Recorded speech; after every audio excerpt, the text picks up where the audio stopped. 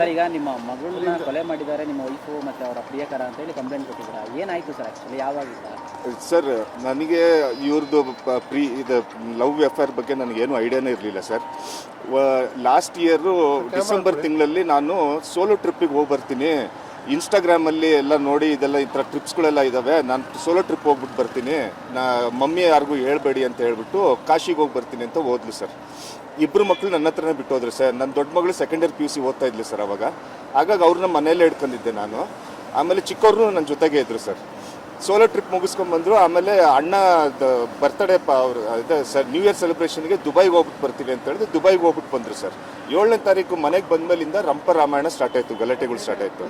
ಏನಕ್ಕೆ ಗಲಾಟೆ ಮಾಡ್ತಿದ್ಯಾ, ಏನು ಹೇಳೆ ಅಂತ ಕೇಳ್ತಾ ಇದ್ದೀನಿ. ಏನಂದ್ರು ಏನು ಹೇಳಿಲ್ಲ. ನಂಗೆ ಡೈವರ್ಸ್ ಬೇಕು ಅಂತ ಕೂತು ಸರ್ ನನ್ನ ಹತ್ರ. ಸರಿ, ಆಮೇಲೆ ಕೊನೆಗೆ 12ನೇ ತಾರೀಕು ನನಗೆ ಜನವರಿ 12ನೇ ತಾರೀಕು ನನಗೆ ಫೋರ್ಸಿಬ್ಲಿ ನೋಡೋ ಸೈನ್ ಹಾಕಲಿಲ್ಲ ಅಂತ ಹೇಳಿದ್ರೆ ನೀನು ಮಕ್ಕಳು ಇನ್ನೊಂದ್ಸತಿ ಜೀವನದಲ್ಲಿ ನಿಂಗೆ ನೋಡೋಕೆ ಬಿಡೋದಿಲ್ಲ, ನಿನಗೆ ಹಂಗೆ ಮಾಡ್ಬಿಡ್ತೀನಿ, ಕೋರ್ಟಿಗೆ ಅಲಿಸ್ತೀನಿ, ಪೊಲೀಸ್ ಸ್ಟೇಷನ್ಗಳು ಅಲಿಸ್ತೀನಿ ಅಂತ ಬೆದರಿಸಿ ನನ್ನ ಕೈಲಿ ಸೈನ್ ಹಾಕ್ಸ್ಬಿಟ್ಲು ಸರ್.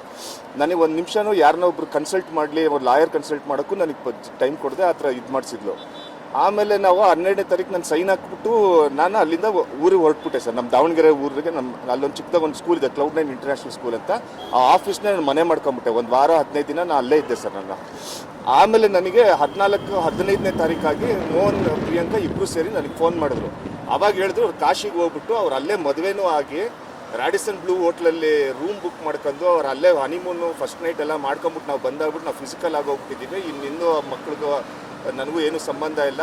ಮಕ್ಳು ಏನು ಬೇಕಾದ್ರೆ ನೀನು ವಾರಕ್ಕೊಂದ್ಸತಿ ಫೋನ್ ಮಾಡಿ ಮಾತಾಡು, 15 ದಿನಕ್ಕೆ ಒಂದ್ಸತಿ ಬಂದ್ಬಿಟ್ಟು ನೋಡ್ಕೊಂಡು ಹೋಗು ಅಂತ ಎಲ್ಲ ನನಗೆ ಅವಾಗೇ ನನಗೆ ಗೊತ್ತಾಗಿದ್ದು ಇವಳು ಇನ್ನೊಬ್ಬನ ಜೊತೆ ಓಡೋಗಿದೆ ಅಂತ. ಒಂದು 15-20 ದಿವಸ ಮುಂಚೆ ನನಗೆ ಗೊತ್ತಾಯಿತು. ಒಬ್ಬರು ರಿಲೇಟಿವ್ ಫೋನ್ ಮಾಡಿ ಹೇಳಿದ್ರು ಇವಳು ಸೆಕೆಂಡ್ ಇಯರ್ PUCಯಲ್ಲೇ ಈ ಮೋಹನ್ ಅನ್ನೋನ ಜೊತೆ ಅಫೇರ್ ಇತ್ತಂತ ಹೇಳಿದ್ರು.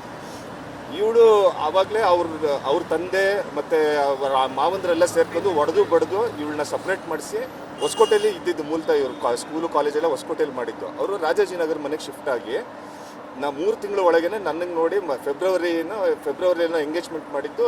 ತಿರುಗಿ ಮಾರ್ಚಲ್ಲಿ ಮ್ಯಾರೇಜ್ ಮಾಡಿಬಿಟ್ಟು ಮದುವೆ ಮಾಡಿ ನಮಗೆ ಬಿಟ್ಟಿರೋದು. 18 ವರ್ಷ ನನಗೆ ಇವ್ರದ್ದು ಏನಾರ ಇದೆ ಅನ್ನೋದು ಏನೂ ಐಡಿಯಾನೂ ಇರಲಿಲ್ಲ ಸರ್ ನನಗೆ.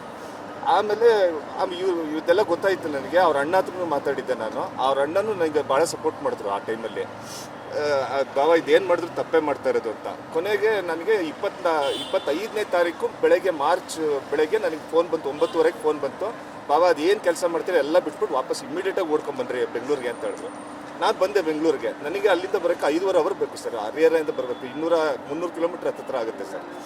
ಅಲ್ಲಿಗೆ ಬೆಂಗಳೂರು ಹೊಸಕೋಟೆ ಹತ್ರ ಬಂದಾಗ ನನಗೆ ಇಲ್ಲ ವೈಟ್ ಫೀಲ್ಡಿಗೆ ಬನ್ನಿರಿ ಅಂತ ಹೇಳಿದ್ರು. ವೈಟ್ ಫೀಲ್ಡಿಗೆ ಹೋದಾಗ ನನಗೆ ಗೊತ್ತಾಯಿತು ನನ್ನ ಪಾಪು ತೀರ್ಕೊಂಡು ಹೋಗಿದೆ ಸತ್ತಿದೆ.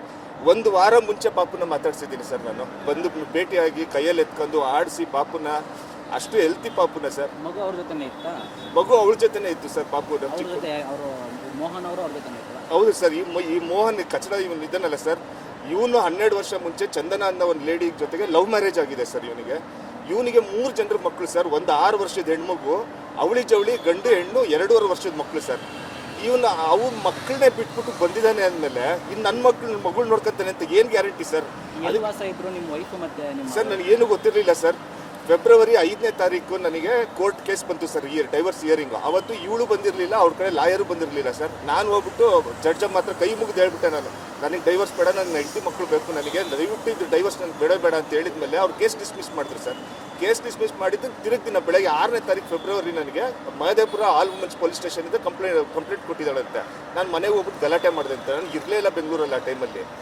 ಆಮೇಲೆ ಮಹದೇವಪುರ ಪೊಲೀಸ್ ಸ್ಟೇಷನಿಗೆ ನಾನು ಬಂದಾಗ ನನಗೆ ಅವಳು ಅಡ್ರೆಸ್ ಕೊಟ್ಟಿದ್ದು. ಅದೇನೋ CM ಮಿಥಿಲಿ ಚಿಕ್ಕಬಾಣವರ ಲೇಕ್ ಹತ್ರ ಅದು ಯಾವುದೋ ವಿಲ್ಲಾ ನಂಬರ್ 11 ಅಂತ ಜಾಗದಲ್ಲಿ ಇದ್ದಾಳೆ ಅಂತ ನನಗೆ ಅವತ್ತೇ ಗೊತ್ತಾಗಿತ್ತು ಸರ್.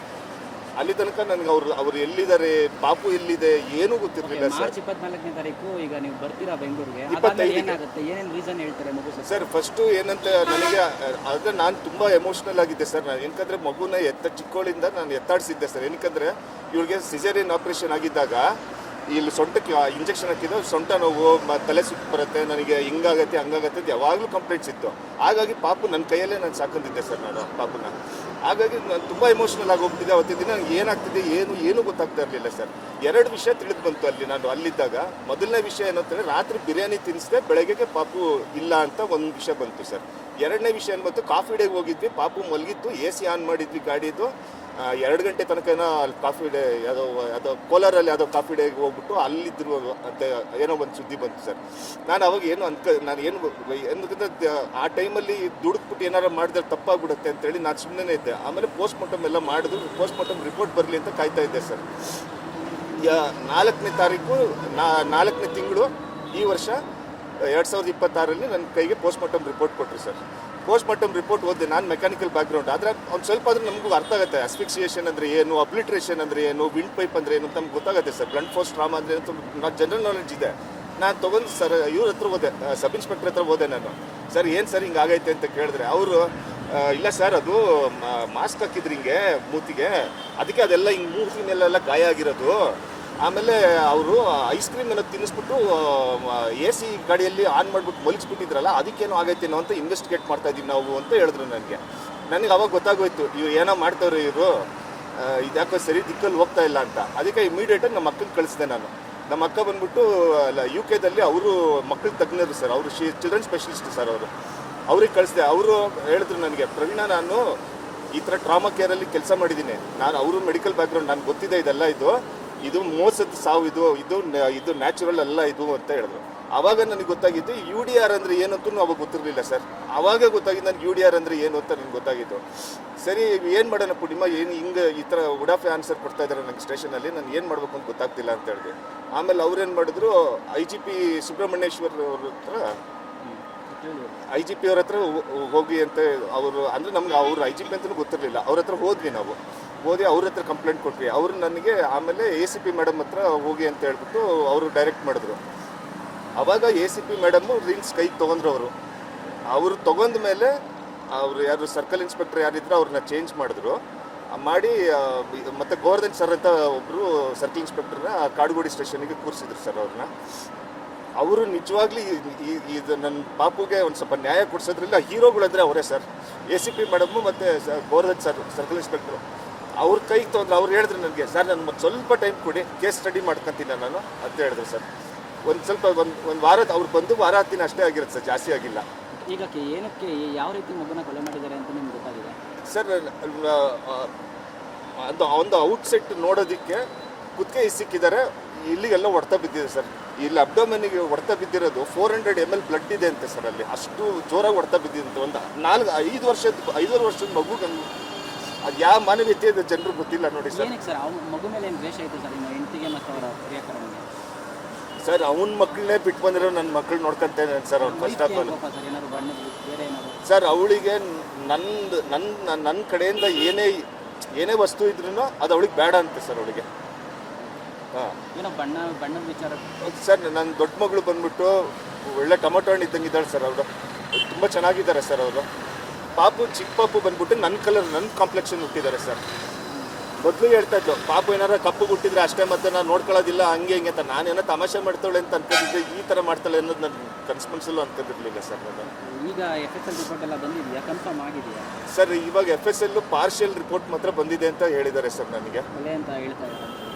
ಹೌದು ಸರ್. ಇವಾಗ ನಮ್ಮ 2 ರಾತ್ರಿ ಹಿಂದ್ಗಡೆಗೆ CI ಗೋವರ್ಧನ್ ಸರ್ ನಾನು ಅದು ಮಾಡ್ತೀನಿ ಬನ್ನಿರಿ ಅಂತ ಕರೆದ್ರು ಸರ್. ಹೋದೆ ನಾನು, ಕೂತು ಪಾಪ ಅವ್ರು ಮಾಡಿ FIR ಮಾಡಿ ಮರ್ಡರ್ ಕೇಸ್ ಅಂತಲೇ ಅವ್ರು FIR ಮಾಡಿಬಿಟ್ಟು ಕೊಟ್ಟಿದ್ದಾರೆ ಸರ್. ಇವಾಗ ನನ್ನ ಕೈಗೆ 2.5 ತಿಂಗಳಾದ್ಮೇಲೆ ನನಗೆ ಇವಾಗ FIR ಆಗಿದೆ ಸರ್. ಯಾವಾಗ ಮದುವೆ ಆಗಿತ್ತು ಸರ್ ನೀವು? ಸರ್ ಮದುವೆ ಆಗಿದ್ದು 2007ರಲ್ಲಿ ಸರ್. ನಿಮ್ಮ ವೈಫ್ ಎಲ್ಲಿ ಅವರು? ಇವ್ರು ಬೆಂಗಳೂರಿಗೆ ಯಾಕೆ ಬಂದರು ವಾಪಸ್? ನೀವು ದಾವಣಗೆರೆಯಲ್ಲಿ ಇದ್ರಿ?